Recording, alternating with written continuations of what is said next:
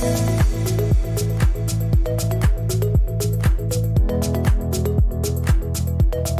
welcome to REI Investor Talk, and today we're unpacking one of the most heated debates in South Africa's urban housing market, rent control. And with pressure mounting in Cape Town and also in other metros, some are calling for rental caps as a quick fix for affordability. But the data, both locally and internationally, tells a very different story. And joining me today is Renier Kriek. He's the Managing Director at Combined Finance and Sentinel Homes. And he will give us a practical, finance-grounded perspective on what really drives affordability and whether rent control proposals help or harm ordinary households. Renier, great to have you here as always. Thanks for having me, Neil. No, absolute pleasure. So let's talk about why rent controls is failing globally. I mean, we've seen rent control collapse supply specifically in countries like and in cities, specifically Berlin, New York, and San Francisco. Just from a South African housing finance perspective, just share the rent control narrative and why does rent control fail every time it's tried? So,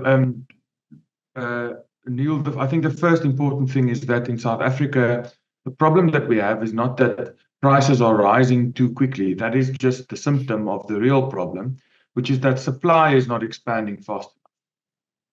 So in the past 10 years, in the past decade, fewer than 300,000 new homes were completed in the formal market in the 8 metros. But the South African housing backlog is on the order of at least 2.4 million units. So we're not going to solve the problem because the 300,000 units that were completed in the 10 years to 2023, which is the latest data we have, those are not the demand or the backlog in supply has grown faster than the units that were being delivered, right? So we're not solving the problem; it's becoming worse. Viewed through a different lens, the average household size in South Africa is about 3.2 people, and since 2000. We've added almost 20 million people to the official population count, which has been called into question, but that's a topic for another day. We've added 20 million people to the population count, but we've only added 1.9 million formal housing units to the economy in the past 25 years. So we've just about created, sort of just more than one We've created one dwelling unit for sort of 3 family units that we've expanded the population by.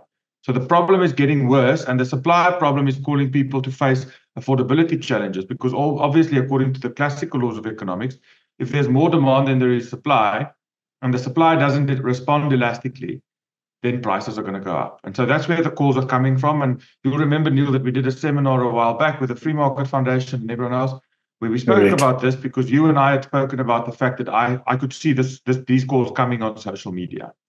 But the people who are making these calls, unfortunately, are not considering the real nature of the problem, which is not primarily the one of affordability, it's primarily the one of supply. And so I think the most important part of this entire discussion is that we should take accountability to where the problem arises. And where does the problem arise? If you see a new piece of land today and you want to build houses there, it's going to be 7 to 18 years before families move in there. Most of that time is taken up by inept and unresponsive government bureaucracy and by court challenges by NIMBYs who don't want any new housing built in their backyard, specifically not if it's not of a topology that they think will enhance their own property values. And if we allow that system to continue as it is, then we're never going to solve the problem. And rent control is not the worst thing that can happen, although it would be terrible. The worst thing that could happen was if the people who have yet to see the benefits of our free and democratic society that was promised to them almost more than 3 decades ago were to say, but hold on, where are those benefits? And if they were to insist on them, perhaps by an uprising. So we all have a stake in the orderly sort of body politic of the South African of South Africa as a republic. And so this is a problem that touches on everyone, not only because everyone is a housing consumer, but also because everyone is a stakeholder in the body politic. And so what rent control does, the reason people are asking for it is because they see this problem, the primary problem that they're faced with, which is actually a symptom, is that their affordability is constrained. They can't afford to live close to the jobs that they have, or they can't afford to live where they would like to live. And now they're calling for rent controls, but because they see the prices also rising faster. And especially in Cape Town, this is a problem because Cape Town is also the beneficiary of net immigration from the balance of the country, the trend that has become known as immigration.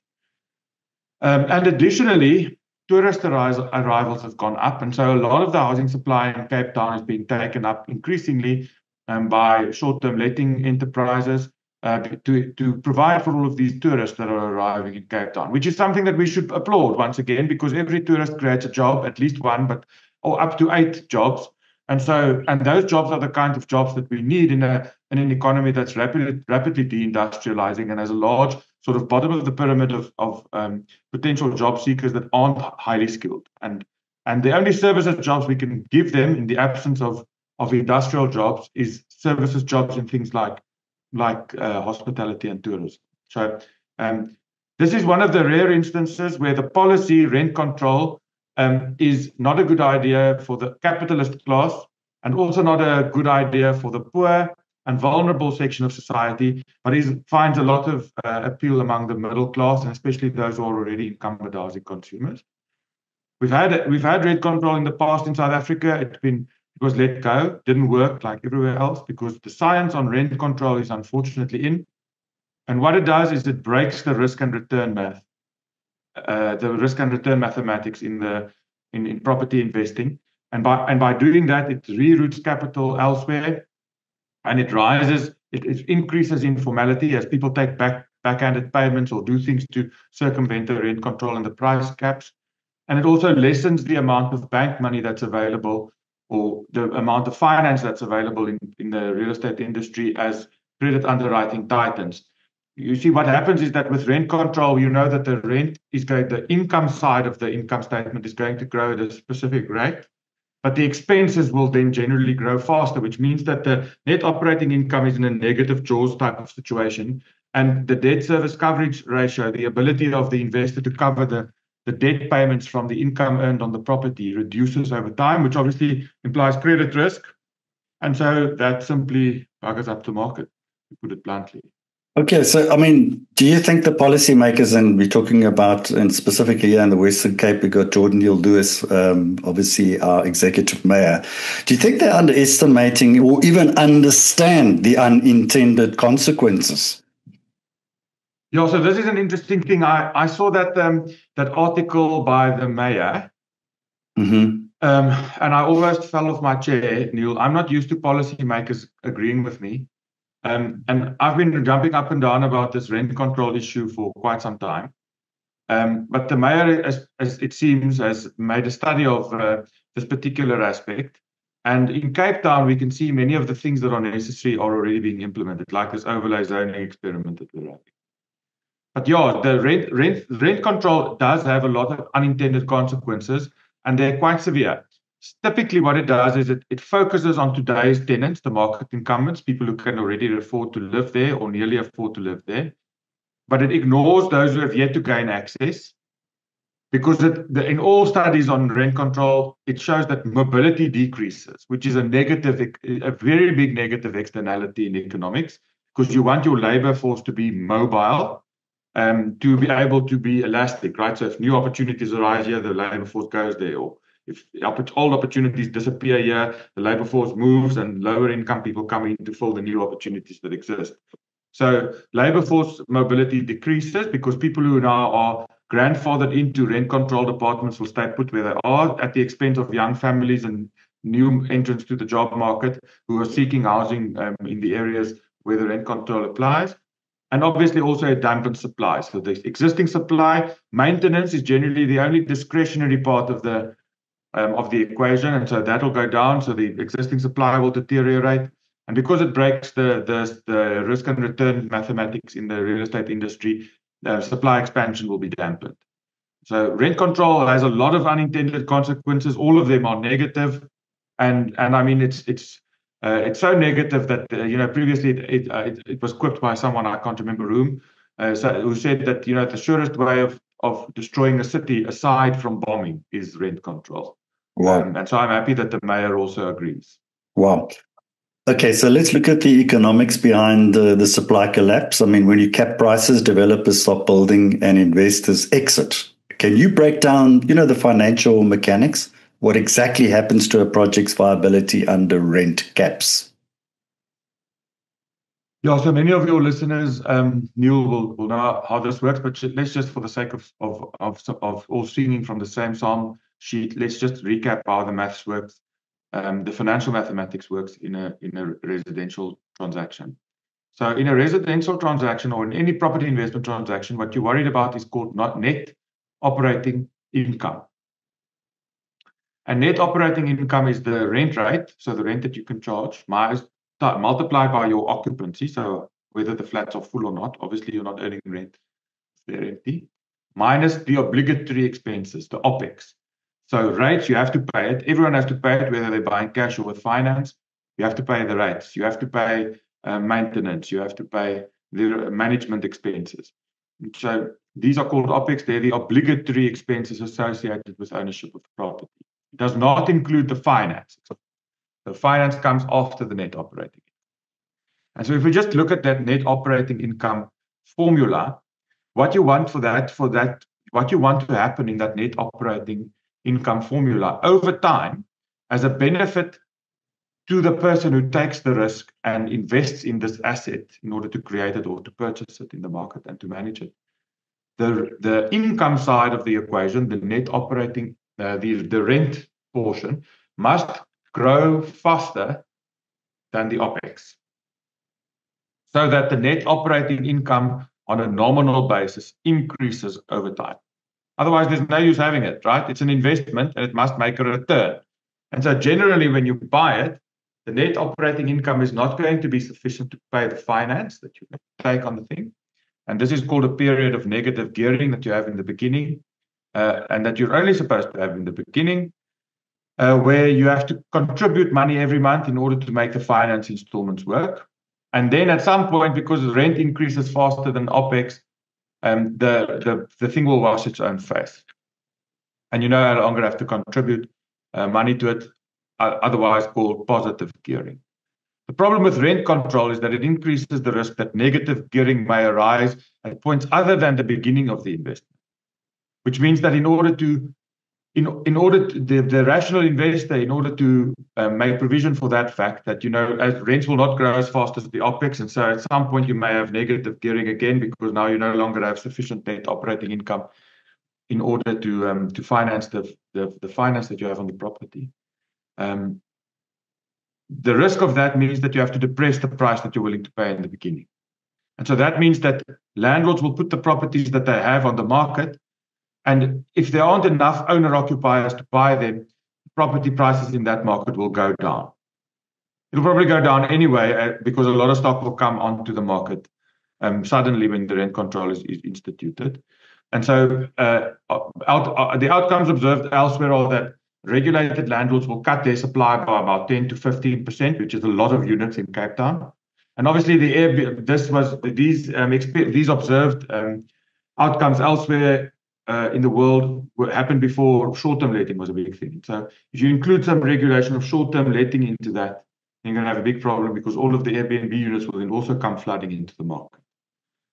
And that sounds like a good idea if you're hunting for a flat in Cape Town now, but it's not good for the market overall, right? So if you're hunting for a flat now, then that's great. You're going to be able to buy one that's at a price that's less than you would have paid otherwise. But it's not good for the market in general because it buggers it up. It perverts all of the incentives, and then what you're faced with down the line is a worse housing quality because maintenance is the only part of the OPEX that you can sort of delay or that is somehow discretionary, and also for developers the value of waiting increases. So they'd rather sit on the land or sit on the redevelopment opportunity rather than implement it because they're waiting for the market metrics to improve, which means that supply is not going to increase fast enough. And that's going to be precisely the opposite of what we want, given the current state of the South African housing market. Okay, great. So thanks for sharing that. So let's look at the impact on maintenance, quality, and neighborhoods. Evidence shows buildings deteriorate when landlords can't cover rising costs. How would rent control realistically affect building maintenance, safety, and long-term urban quality in South African cities? When faced with the specter of rent control, when rent control comes as a shock to the market, maintenance is often the only possible shock absorber. Because when rent can't rise, landlords will protect their cash flow by deferring non-critical repairs or other maintenance items, including upgrades to the property. And so first thing that happens is that there's a quality divergence. If every market is not subject to the same rent control provisions, those that have looser regulation will see quality increase, while those who have increased regulation will see quality decrease over time. And so there will be a mismatch in quality. In South Africa specifically, you're likely to see that older walk-ups and blocks of flats will see deterioration in shared services, things like lifts and outsides of the buildings and gardens that are all maintenance intensive. And deferral of maintenance obviously also increases things like fire risk, electrical risk, and structural hazards. And then obviously there's also a neighborhood impact, which is that under maintenance and lower reinvestment and lower supply expansion will cause visual decay and safety concerns, and eventually a lower tax base over time. And so there will be fewer neighborhoods that can fund the public coffers in order to supply services that we all need. In the case of Cape Town, for instance, there's a very large infrastructure budget, and larger than, say, Joburg and Ekurhuleni and Pretoria combined over the past decade, I believe is the statistic. And this includes things like investing in electricity supply, so that through wheeling agreements, the city of Cape Town could shield people inside Cape Town against the worst of the load shedding. And obviously now also makes increased profits from electricity, which once again goes back into their capex. And things like the public transport that's being built at the moment that will likely change the face of Cape Town quite significantly over the next decade or two. And so these things are very important things that we need to happen in order to address the legacies of spatial apartheid. But those are not going to happen as efficiently or perhaps at all if we don't have a way of funding the public purse. And so we don't want deterioration of the rate space over time. And that is a very likely and almost universally found outcome of instituting rent control in any market. Okay, great. So you mentioned the inequality issue inside of versus outside of markets. I mean, rent control often entrenches inequality. Insiders normally benefit. Newcomers are locked out, as you kind of alluded to earlier on. Do you see this risk emerging in Cape Town if rent caps were ever implemented? I mean, who actually benefits, who gets excluded? No. So, I mean, it's very likely that what you see, almost universally, where this has happened abroad and also in the history of South Africa, because rent control tends to freeze the incumbents, those who are already in the market, not only freeze them in time or in place, but also freeze their expenses, right? It freezes them right there where they are. And so you have, lower social mobility, lower workforce mobility, weaker labor force elasticity, which are all very bad for the economy locally. And I mean, this would not only apply to Cape Town, this would apply to all places. So you freeze the incumbents in place, and then entry into that market is rationed. And usually that happens in a way that has some form of sort of corrupt intent associated with it, like connections or waiting time. And mobility drops sharply in all studies, as I said. So in a country like, say, for instance, Sweden, where there is also a high degree of control in the rental market, Spotify, the Swedish music platform multinational, has threatened the Swedish government, saying we can't find places for our highly educated or even our lowly educated employees to live. And if we can't do something about the housing supply in Stockholm, then we're simply going to move the business elsewhere. So those are the kinds of real world consequences. And friends of mine who live in Sweden say that corruption is rife in Sweden when it comes to housing supply. And what often happens is that there's all sorts of dishonest ways in which people start to manipulate the market in their favor, simply of necessity, right? Otherwise, you don't have anywhere to live. So in the Cape Town twist is that in my inwards migration from elsewhere in the country, plus stock that is already scarce as a result of structural factors, low supply expansion, and this increased demand.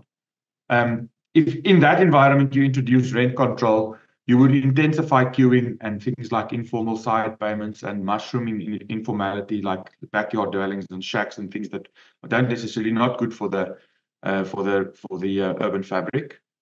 And so the beneficiaries are the current tenants who are in controlled units and now won't move anywhere because it'll be too expensive for them on a relative basis. And these will be especially middle income renters who already got in. And this will be disproportionately pale faces.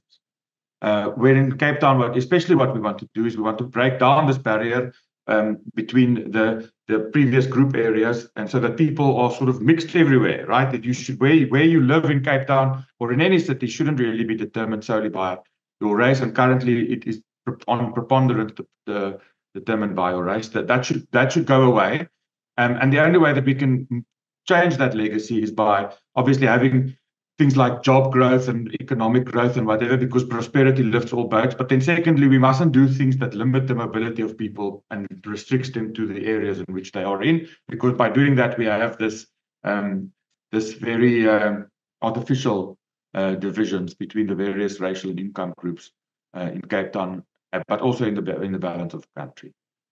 Okay, great. So Cape Town is reforming its bylaws. So let's talk about, the effect on micro developers and small-scale rental housing. They're discounting land. They're speeding up approvals. So how important are micro developers and small-scale rental projects in solving affordability? And what financial models do you think make them viable? Yeah, so I mean, we need to expand the housing supply faster, right, Neil? So we need speed of approval, and we need zoning intensity close to economic centers, right? So there are a couple of, in the greater city of Cape Town, there are a couple of commercial nodes, and this is also true, say, of Johannesburg, right, which has the center of Johannesburg, and then has Rosebank, and then has Sandton, and then, there are various nodes. And so in those nodes where there are job opportunities, there you should have a high amount of zoning intensity, right? You should be able to build high residential buildings with a lot of units, with low parking requirements, because you have good public transport, etc. And so this is what we also need in Cape Town, but also in the rest of the country, because we have this massive backlog. So we need speed of approvals, and we need zoning intensity specifically there where the jobs are. So time is money, right? And every month shaved off the planning approval or appeals or court cases lifts the internal rate of return, the return that investors earn and developers earn from making these investments in the housing stock. And so that needs to be prioritized. Now, it's difficult with larger sort of developments, because there then a high amount of planning, specificity, and also oversight is required. Currently, it's taking much too long, and it's still too much at the whim of people who have money to go to court and challenge on all sorts of nonsense issues. But yes, Cape Town is sort of moving in the correct direction, unlike many of the other metros in South Africa, by unlocking well-located public land by long leases or PPPs, or inviting tenders to buy them. I see the Woodstock Hospital, for instance, is now going to be put to tender with a requirement that it should include a certain amount of affordable housing. Because cheap land and a clear process to the point where you can have people actually executing on your development plan drops the total development costs and makes the housing supply more elastic. Then obviously bulk infrastructure is a large problem. I saw you at the IHS conference, Neil. You were there, right? Yeah, that's correct. And one of the projects that was being presented at the conference, they had to spend something like 100 million rand in order to build a sewer line, in order to be able to do the development. Now that really shouldn't happen. And obviously the cost of that 100 million, money is like matter, right? It doesn't just appear out of thin air. It can only be transferred from one place to another. So the question is, who eventually pays the 100 million? Yes, it puts the developer under risk, but eventually the consumer who buys the unit in the end will pay for that, and for the interest cost, and for the risk, because it will be reflected in the end price of the unit that is being delivered to the market, right? Developers are businesses. We can't expect for them to do public projects like increase sewer lines or build water supply reticulation and other such things without passing those costs on, right? They have to earn a profit in the middle, otherwise they're not going to do it. And so there should be high degrees of spending on such kinds of infrastructure. And Cape Town is trying. They're not doing very well, but they're trying. We have at least middling government in Cape Town, but in the other metros, I'm afraid there is a large amount of room for improvement as far as this is concerned. And then, the final sort of thing is if you want speed, because larger projects are going to be difficult, if you want speed, you want to enable micro developments. And so in Cape Town now, for instance, there's this overlay zoning in certain limited areas. No matter the current zoning regulations, you can build 12 apartments on a single Res 1 earth as of right. And so you only need to supply a building plan for approval. According to the law, that's not supposed to take longer than 6 months.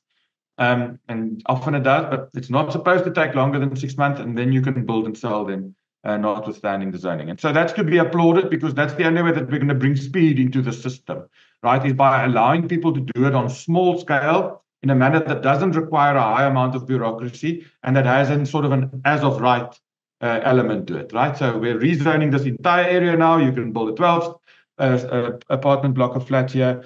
No matter your zoning, you just have to give us a building plan.